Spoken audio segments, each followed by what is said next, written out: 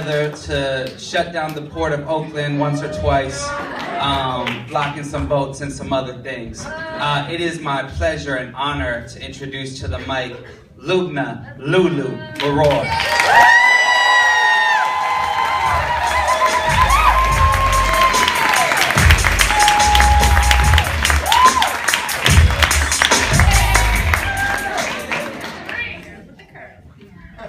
I love that damn song. So good.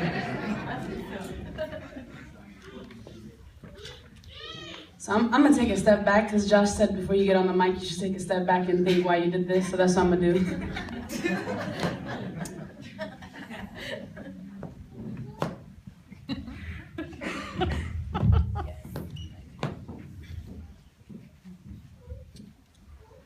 Abu Muhammad reminds me of my grandfather if I ever met him.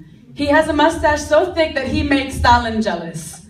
And his hair reminds me of a salt and pepper shaker. Some shades are blacker than others, and his beard is unshaven. But it doesn't look like it's on purpose. Rather, maybe it's he hasn't showered in a couple of days. Heavy set dude, that lightweight reminds me of a cross between E40 and Heavy D, but not so heavy and not so 40. As he waits and sits in his navy blue and white vertical striped jilbab, Jesus slippers, and a long black cane that has a small ball at the beginning of it. He sits for hours. And after watching hundreds of Chinese, Indian, European, Filipino, Latino immigrants being welcomed in by the busload, and not a single person has stopped to look at all the Palestinians being placed on the left like swine in a farm cell. And after watching hundreds of Palestinians being denied, he guttered from the deep insides of his stomach, "Shu entu jayin tsawu fi halbalad ya ghuraba?" What are you foreigners coming to do on this soil? Men are sweating out water that hasn't been retained in hours. Women are fixing their hijab to try to get some air in once in a while.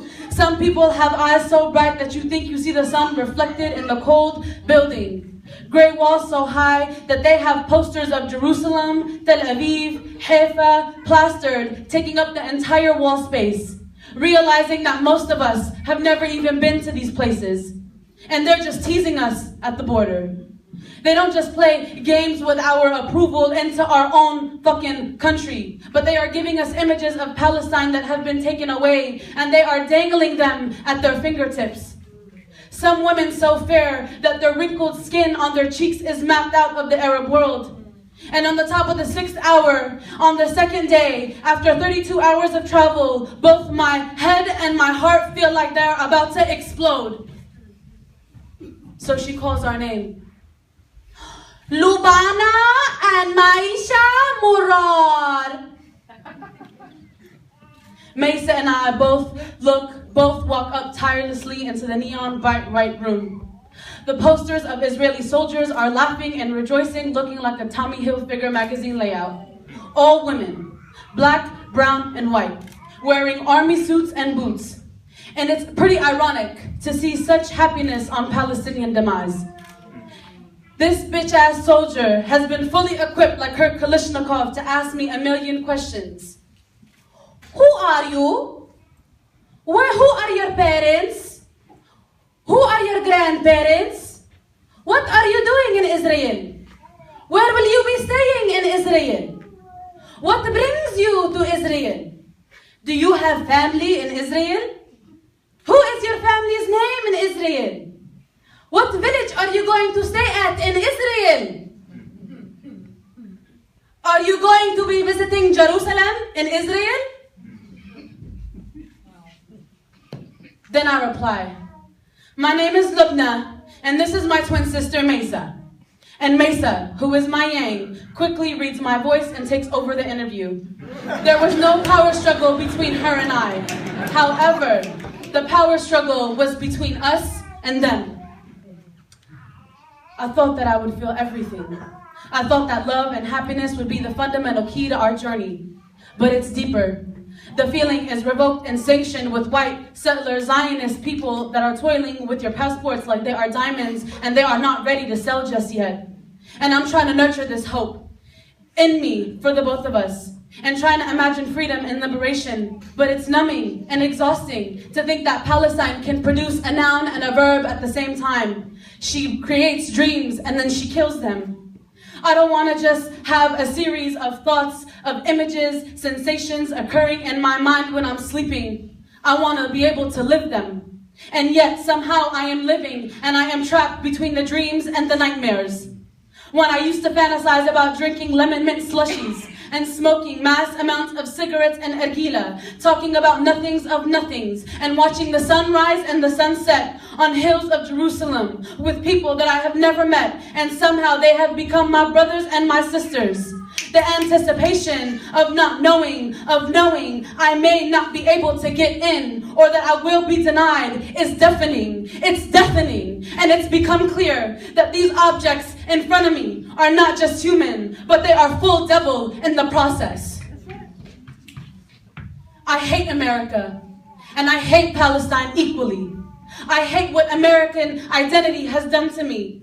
I hate what Palestinian blood keeps closing in on me. Why do we keep romanticizing this place like it's heaven on earth? I wish I could forget about Palestine and not think twice about her, or the refugees, or the martyrs, or the land, or the camps, or the blood, or the children, or the women, or the men, or the villages, or the prisoners, or the art that's being plastered everywhere. For all of us that are living on the outside, because we are trapped between the dreams and the nightmares. And the pain only deepens. And as time passes, like 67 years, it doesn't seem to subside or even diminish. It just manifests in different ways. Like when I'm angry at my moms, or I hate on my pops because he's never really happy, or fight with my siblings, or even my comrades. Or I have been, or having hate being the foundation of why I do what I do, because I can't ever seem to find love with anything or anyone. And if she was to show up and hit me in my face, I still wouldn't recognize that this is love.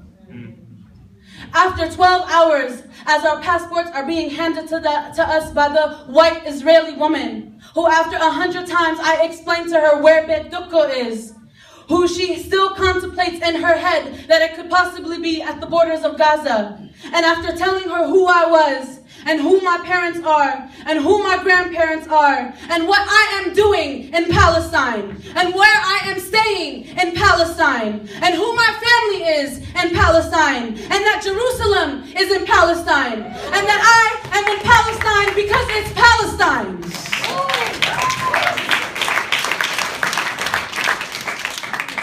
And as she reluctantly gives me the false identification of an American passport handed to me from her white, petite settler hands into these brown, thick, Palestinian Arab hands, we exchanged a brief flesh-to-flesh moment of contact, and she realized that I was a tree, and that I have roots, and you may cut the trunk, but this tree will grow again. Okay.